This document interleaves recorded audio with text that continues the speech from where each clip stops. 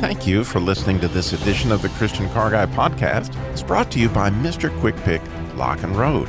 Mr. Quick Pick is the opportunity for you to start your own roadside assistance business. If you have more investment energy than investment capital, stop working for someone else. Mr. Quick Pick Lock and Road is the opportunity to have your own home-based business, working directly with auto clubs and leveraging a national brand and marketing strategy. Mr. Quick Pick helps people who have run out of gas, locked their keys in their car, or need a jump start. An A-plus rated company with the Better Business Bureau and the 3-time winner of the Members' Choice Award for customer service. This could be the chance you've been looking for to serve others at the point of crisis and even share your walk with Christ. So whether you're looking for a business opportunity or in need of emergency roadside assistance, choose Mr. Quick Pick Lock and Road. MrQuickPick.com. Now sit back and enjoy this podcast of the Christian Car Guy Radio Show.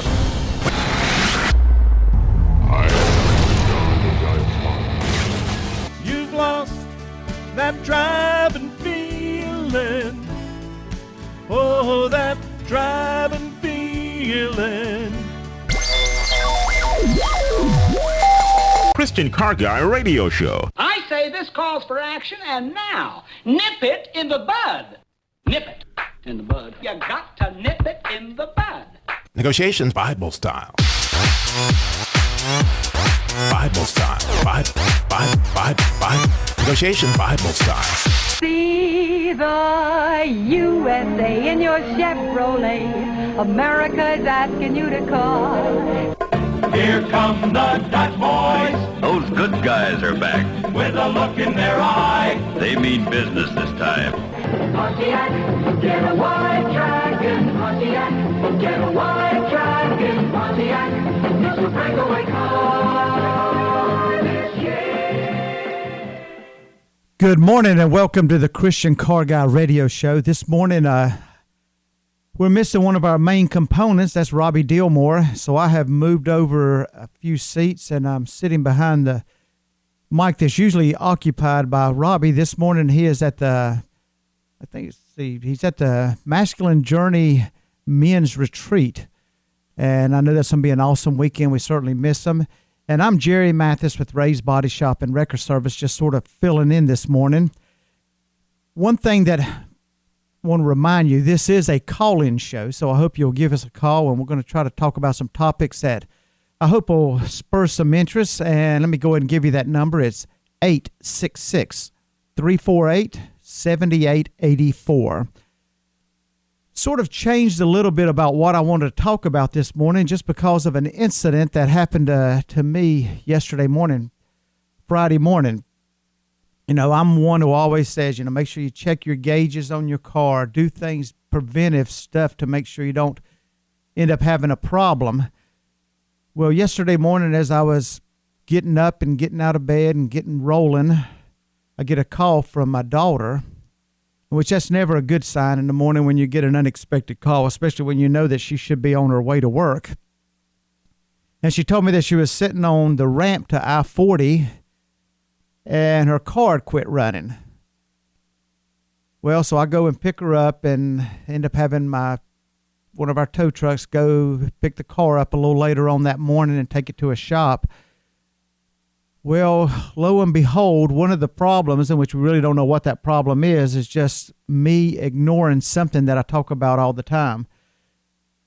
For the last few weeks, she'd been telling me that the engine light had been coming on, the yellow light, which I told her to check the miles on when it's time for an oil change.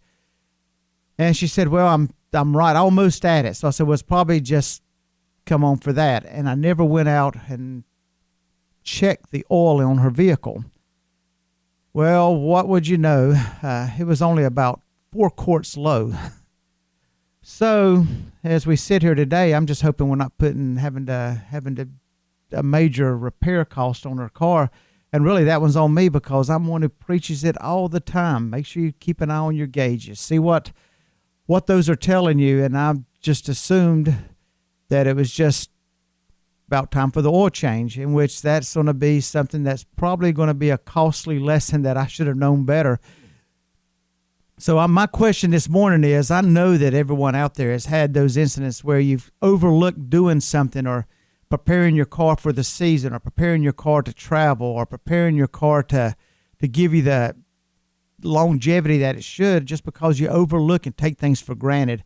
And I certainly fell into that this week, and that was certainly going to be a lesson that I learned, especially when I know that she had told me probably 3 or 4 times about that light, and I just kept brushing it off. And with her no longer living at home, it would have took me and us time to coordinate for me to go get it checked, or me to tell her to go somewhere and just get him to check it, which was pretty dumb on my part. And I hope I don't have to pay such a big price for that.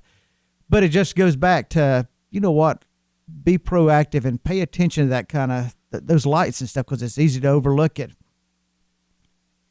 This morning, before we get going into our topic, and part of my topic is preparing your car for the season of life that it's going into, and how to do the maintenance on it and do things, be proactive. It's sort of how it is in our life, how we need to be proactive in our life, and how we need to be prepared for the seasons in our life. And we're going to sort of touch on that at the end of the program.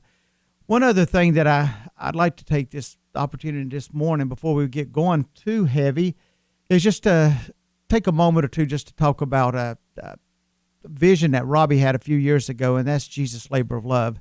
And I know that he has mentioned it usually every Saturday morning about the opportunities there is to serve in that. But you can go online and go to the Christian Car Guy Radio and go to the link for Jesus' Labor of Love, and there's opportunities being on the prayer team, being able to assist on being a coordinator, and also if you're a repair facility, to be able to sign up and be able to get involved in that ministry. We have been Ray's Body Shop and Rec Service, and has been part of that team for, I don't even know how many years we've been doing it, but ever since the inception of it. And I will tell you now, is, you know, you look and say, well, how do I have time to do that? And what is the, you know, is it really a benefit? Well, every time I've ever helped somebody through that program, and I'm sure that everybody else who's involved in that will tell you the same thing, God is able to work through you in a pretty awesome way. And it is pretty powerful when you see people come in real need. And when they come to you and when they go through that program, they really are almost at the point of being hopeless.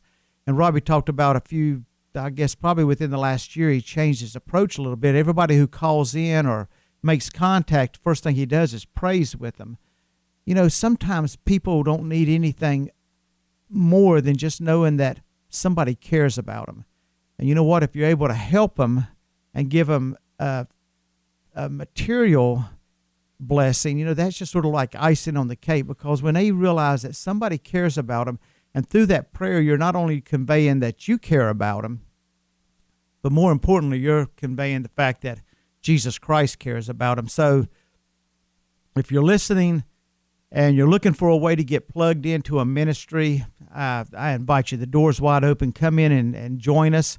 If you're a repair facility, we'd love to have you.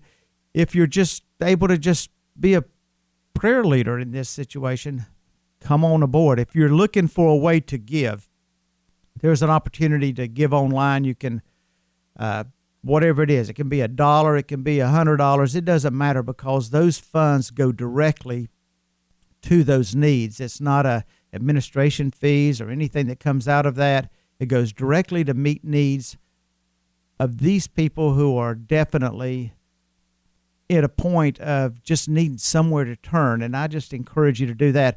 Also, if you're looking and you live in an area, pull up that website and look at those repair facilities, because most of those facilities are Christian ran. Well, not most of them. I know they all are. So you're looking and you see that they have a different commitment to service and to serving those people and serving their community. So it's a great opportunity. You start looking, and where's a good place to go get my oil changed? Where's a good place to get my mechanical work? Where's a good place to have towing done? Or where's a good place to have body work done?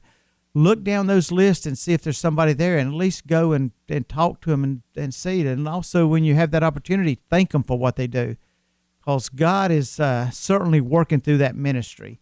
And I just encourage you to become part of that if you can. And this morning, as I mentioned, my main topic is, how do you prepare your car for the season in which it's in?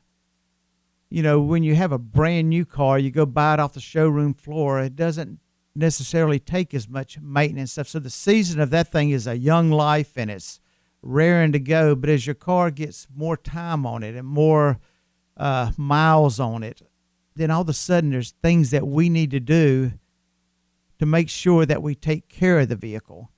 And it's so easy sometimes, just like I just mentioned, you overlook things. It's, okay, that light's on, it just needs oil change. Be proactive. Look to what they're saying. It doesn't always, because my thing was always being, if it's a yellow light, you can keep driving. If it's a red light, you need to get stopped. But you know what? Just check it out because it's telling you what it needs to happen there, and it's easy to just overlook it. As I start thinking about things to do to prepare your car for the season, especially this time of the season where we're coming out of wintertime and we're moving into spring and summer, our vehicles have a different, they're in a different environment. So there's things that we need to do. And traditionally, the travel's much different. And I think one of the first things to do to make your car ready for spring is to clean it. Okay, your vehicle has just, in most parts of this country, has just came out of winter where there's salt on the road, all of this stuff. So we're going to get back to that, fix to go to a break. But just start thinking about, where's that time in my life that I knew what the signal was to stop and pause and take heed on what something's telling me, and I've just ignored it when it's cost me, and that's where we're at now. So once again, give us a call, 866-348-7884.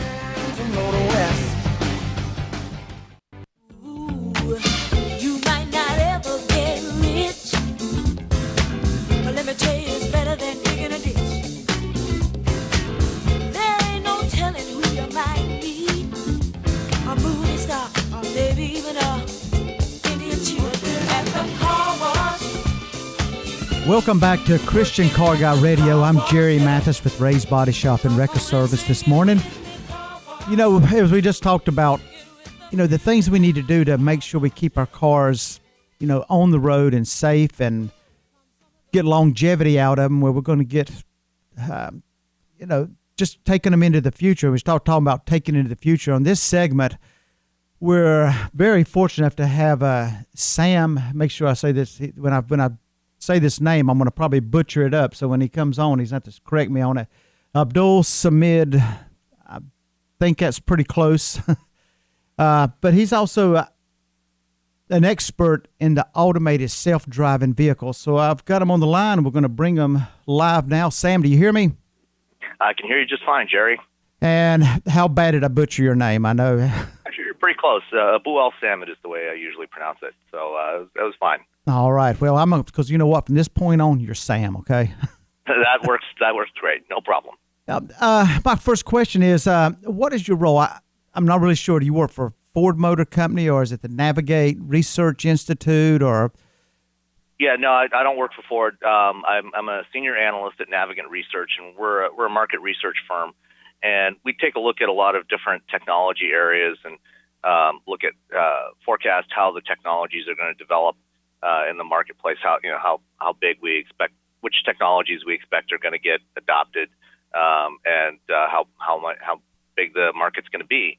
And the particular report that we published this week is one of our leaderboard reports for self-driving cars technologies, and we took a look at the leading companies in that space. Which companies are developing autonomous vehicles, and based on a number of different factors, we did some scoring and came up with which companies we think are most likely to be successful in commercializing the technology, making it available to people to actually use. Yeah, when you say the criteria that you used, I mean, what were the benchmarks that you used to come up with this?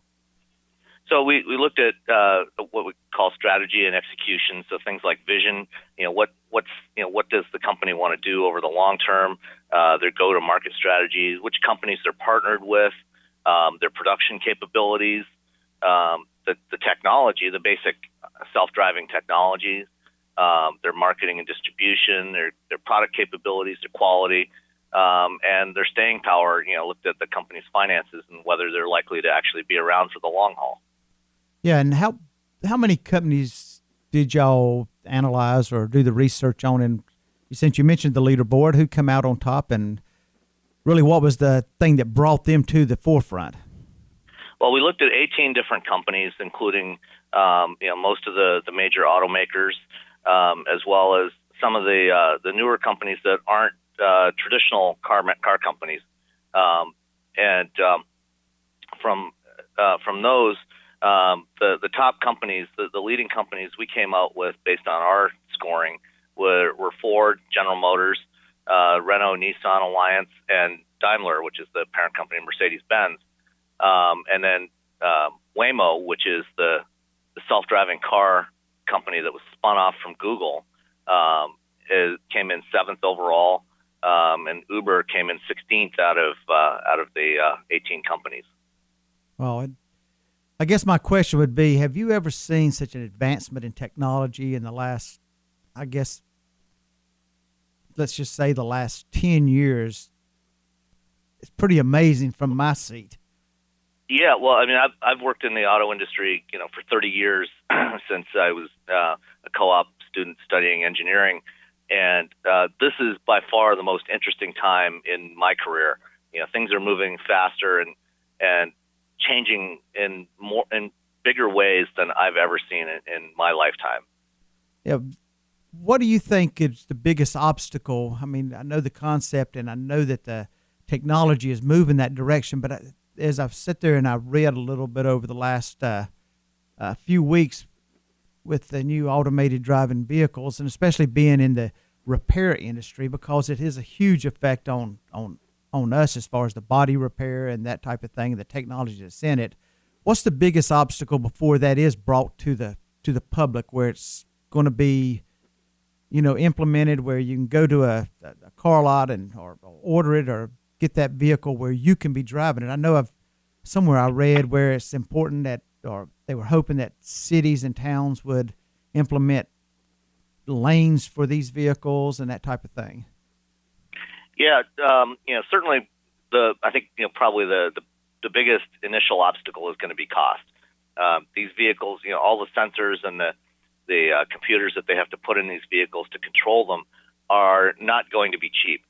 So, where we'll see this stuff used first in vehicles that you can actually buy is going to be in premium vehicles, more expensive vehicles, because those customers will be able to afford it. But I think where we'll actually see the most of these is in what we call ride-hailing services and mobility services. Things like what you think of today as companies like Uber and Lyft, where you can use a smartphone app. When you need a ride somewhere, you open up their app and it shows your location. You say, I need a Lyft or an Uber, and the driver comes and picks you up. Those are going to be eventually replaced by self-driving vehicles, and that's going to be a lot more affordable than actually buying them. And I think a lot of companies are going to be focusing more on those kinds of services because the other issue besides cost is actually making all this technology work in a wide variety of conditions. So far, most of the testing we've seen has been in places like California, where you don't have much in the way of weather. Here in Detroit, where I live, where you can get some pretty bad winters, or in Boston and other places, or places where it's rainy or very dusty. The technology doesn't work as well yet. And so, the places where we're going to see it first are in places where the weather, and the road conditions allow for these kinds of cars to work. And it's probably not going to be till the late 2020s till you see more expansion. Sam, I certainly appreciate you calling in, and you know what? I'm excited about seeing the technology moving forward. Thank you for calling in, and once again, good luck with as you continue to do the research and lead us in the right direction. All right. That's great to talk to you. Thank you. Have a good day. Bye-bye.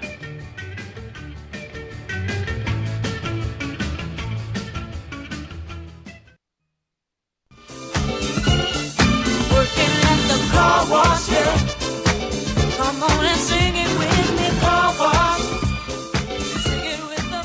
Welcome back to Christian Car Guy Radio Show. And once again, this is a live call-in show. So I invite you to give us a call at 866-348-7884. And once again, the question out there is, when is the time that you ignored the warning signs and had to pay the price for it? Because we all have been down that road. And as I mentioned, I'm in the middle of being down that road where I ignored my daughter's warning signs on her car and probably going to have to pay the price for that. But also we talking about what we can do and the change in technology. As we just got finished talking to Sam with Navigate Research, and they're talking about the driverless cars and the self-driving cars and the technology that's gone into that and how close it is to being maybe not implemented for the general public yet just because of the cost, but it's probably coming pretty soon that those vehicles are going to be on the road in some form. But also we start thinking about that. It makes you start thinking about all the technology over the last 20 years in the automobiles and stuff. How, you know what, with that technology, there's also a responsibility as far as us as the vehicle owner to be able to know how to take care of that vehicle. And there's also a cost involved in that. It causes more technology that goes in the vehicle, the cost of the vehicle goes up.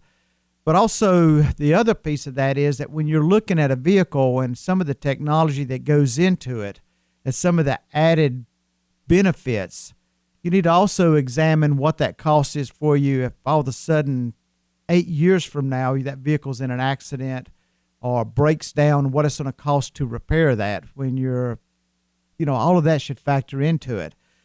And the question and the comment I want to talk about is just how do we prepare our cars for the season in which they're in?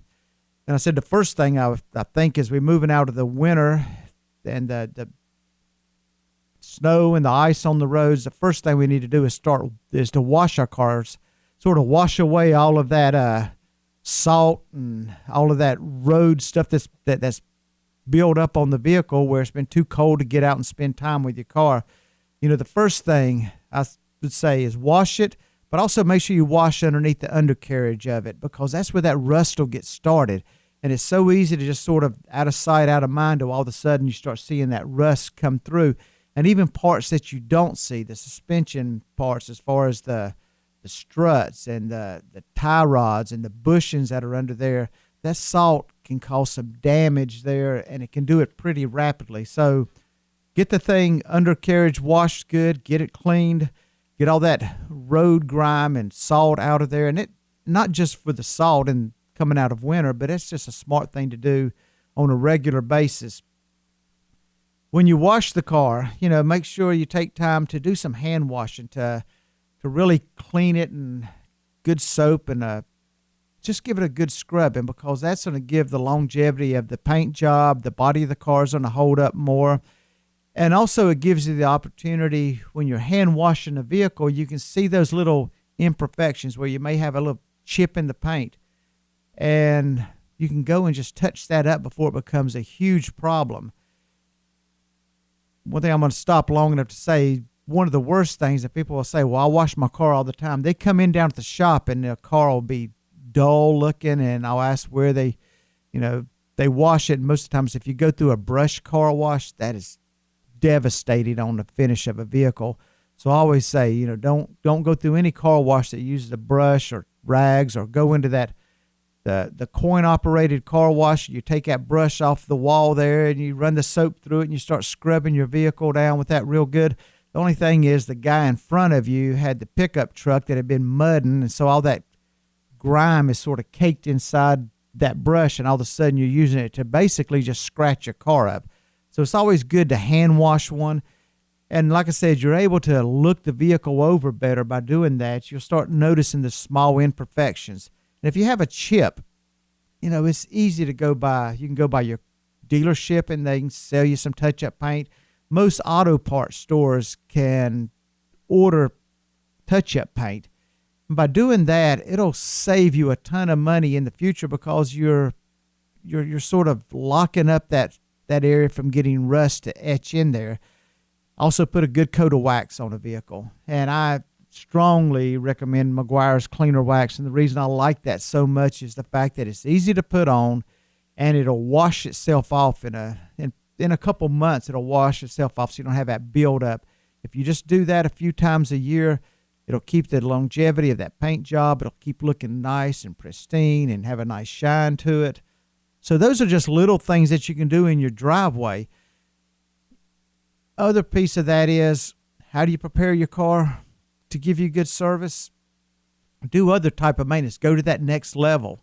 I mean, get some lock graphite that you put in your locks, your door locks, your switch locks. That prolongs that lock mechanism. And oil your hinges. Just get some WD-40 or white lithium grease and oil those hinges, your hood hinge, your door locks. All of a sudden, those things are going to last you. It's going to double the life of those. We have people come in every day who will have a door has dropped down. And part of that problem is the fact that the weight of the door is greater than the hinges and the bushings that those things are. But if you were to keep them oiled up, they operate a lot smoother, and it'll prolong the life of that. And also, when you get one that drops down, go ahead and get that's one of those preventive things. When your door starts dropping and it's hard to shut, the worst thing you can do is just keep slamming it harder and forcing that thing shut, because what will happen is there's a little piece that comes out as you open the door, has that little knob that comes out that the door latch snaps into. When that thing's misaligned, you break that weld, and then all of a sudden it becomes a very expensive repair. So those are just the maintenance things you can do, and it's easy to overlook all of those. And then you start getting into the engine compartment. Keep your oil changed. Springtime is the great time to remember to take your vehicle in and get the radiator flushed and get new coolant put in there. And I know the time in which we live in now, there's very few service stations that offer full service. But find somewhere that you can go that periodically you can go in there and have them check all your fluids, because that's going to make sure that your vehicle keeps giving you good service, isn't going to break down on you. And also, when I'm saying that, one of the most productive things you can do is to go to some garages and repair facilities in your area. And especially if you've got a student off in college, go up there and find somebody who's a mechanic that you feel comfortable with, that student knows where to go if they all of a sudden a light comes on, or they're having the car won't crank that morning, or something's tires going flat, or whatever, where they can go and feel that it's somebody that they can trust. If you talk to them in advance, it's just you already build a relationship with them. And I think it'll save you money in the long run. That's why I tell you, when you have an accident and you're in a crisis, the worst thing you need to do is be trying to figure out what record company you're calling and what body shop it's going to. When your car breaks down, finding out who's going to tow it and what mechanic you're going to have look at your car. If you already know those answers, it makes it so much easier. You're not under that stress, because when you're under stress and you make those decisions, there's a good chance you're going to make the wrong decision. By not knowing, it can cost you money, because if you're sitting on the side of the road and a police officer pulls up and says, "Oh, you broke down, do you need to call a record?" They're going to call a random truck that's on rotation, but they could be going to the other side of town or the county in which you live in, and then you're having to deal with storage fees. You're having to deal with removing the vehicle, where if you knew who to call, you would go ahead and call them. There'd probably be somebody close to where you live, and also you would know where it's going, so it's going to save you money by not having to duplicate a tow again, where it's going to just be dollars out of your pocket. Another thing that I always say, looking at preparing your vehicle and preparing for the future, take time to sit down with an agent and go over your policy. What is your deductible? How many people know what their deductible is on a vehicle?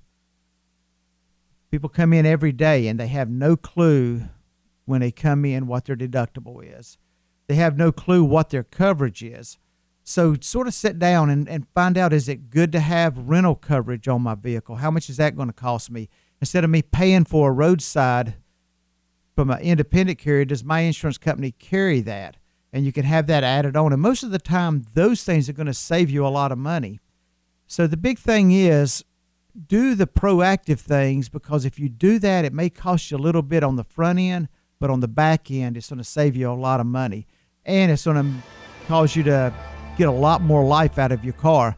Vehicles aren't cheap. They're a huge investment. So my advice is do everything you can to get every mile out of that vehicle and make sure that it's safe, beautiful, and you're able to continue to drive and continue to love that vehicle.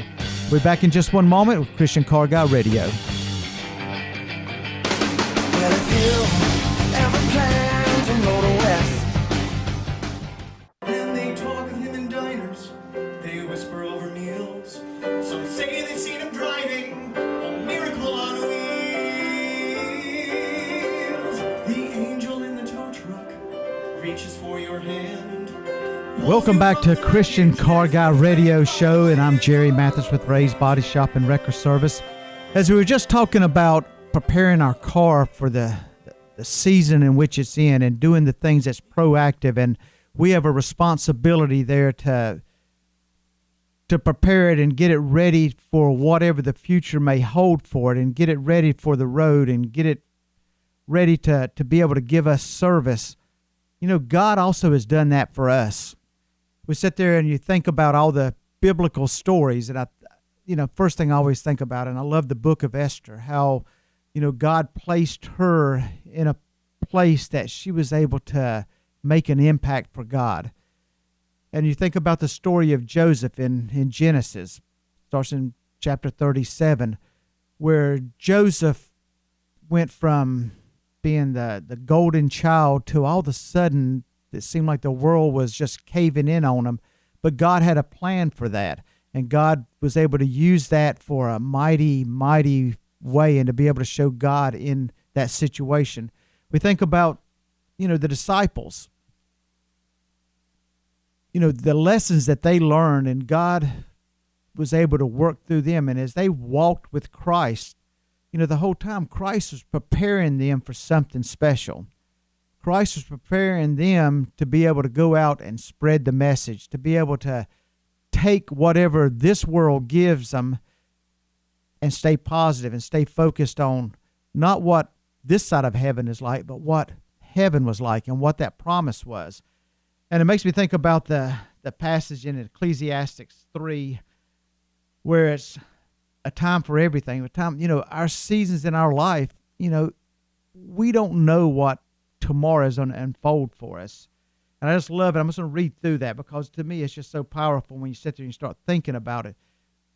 Starts out, there is a time for everything, a season for every activity under the heavens, a time to be born, a time to die, a time to plant, a time to uproot, a time to kill, a time to heal, a time to tear down, and a time to build, a time to weep, and a time to laugh, a time to mourn, and a time to dance, a time to scatter stones, and a time to gather them, a time to embrace, and a time to refrain from embracing, a time to search, and a time to give up, a time to keep, and a time to throw away, a time to be silent, and a time to speak, a time to love, and a time to hate,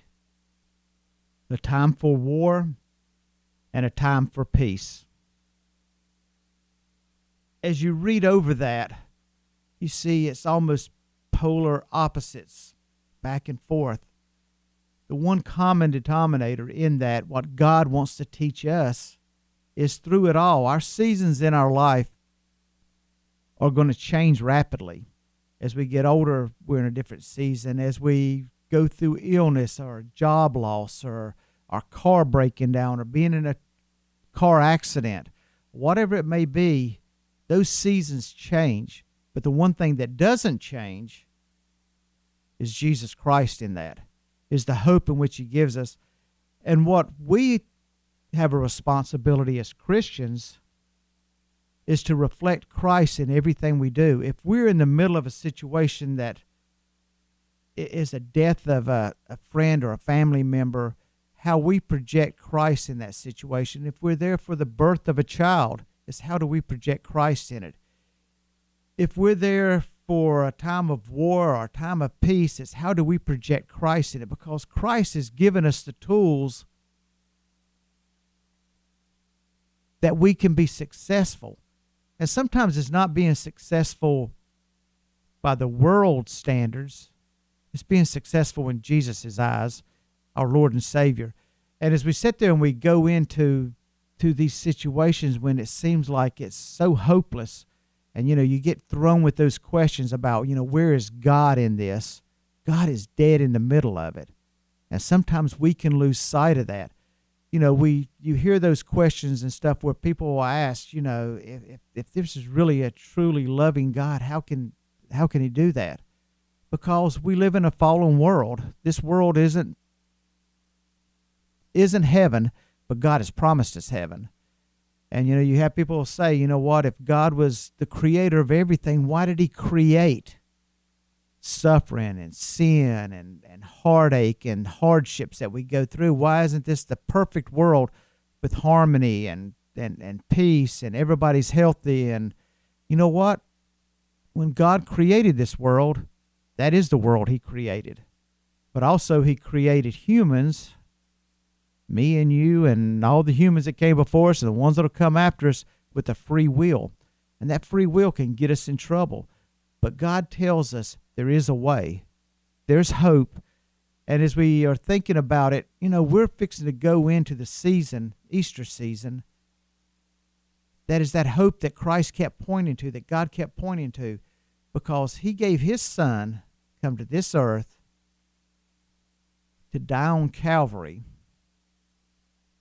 And you know what? That's a noble thing to do. But it's not as important, and the sting of that is taken away by the fact of what happened 3 days later when he rose from the grave and he conquered death. He died on that cross for my sins and your sins, and he died on that cross and rose with the hope of showing us heaven and showing us the path to heaven and the new, that when we're going and we read through Ecclesiastes, when we're in that season of life, Jesus has always told us he's walking with us. He's there beside us. That's what he kept telling the disciples. There'll be a time when I'm not here on earth, but I'll be with you always. And he instructed the disciples how to carry on and how to make sure that their mission in life was to make sure that they reflected Jesus Christ in the gospel and that hope. We sit there and you look at Paul, his message, and so many times was talking about running a race and never giving up and never being finished. You know what? As a Christian, until the day they put us in the ground and we take our last breath on this side of heaven, we're not done. We haven't accomplished anything yet, because we're called to be warriors every single day. And we're called to do it in love and to reflect Jesus Christ. We sit there and look at all the examples that Christ gave us, and that was preparing us to be Christ-like. We sit there and see when he met the woman at the well or the prostitute or anybody else, or when he went into the home and broke bread with people that weren't believers, tax collectors and all of that stuff. He always did it out of love. That's what we should do, is share Jesus Christ in everything we do. Because if we don't, I don't think God is going to be happy with us. And I think we miss that opportunity, because I look at it this way. We go to heaven, I want to take as many people along with me as I can. So this weekend, I just encourage you to go somewhere and be in church. Be able to hear the message of the death and resurrection of our Lord and Savior. Go there and celebrate that. You can, if you're in this area, come to Pinedale Christian Church and sit with me. I'd love to have you. Go to Calvary Baptist and sit with Robbie. Wherever you're at, make sure you're in church this weekend. And don't just be one of those Easter and Christmas attenders. God wants to be able to prepare us for the future. Just like we need to prepare our cars, God is preparing us. So don't miss those opportunities. Be proactive be servants of Jesus Christ. And once again, thank you for listening this morning. Robbie, have a great weekend, and I know it'll be an awesome time. See you back next week. Once again, Christian Car Guy Radio.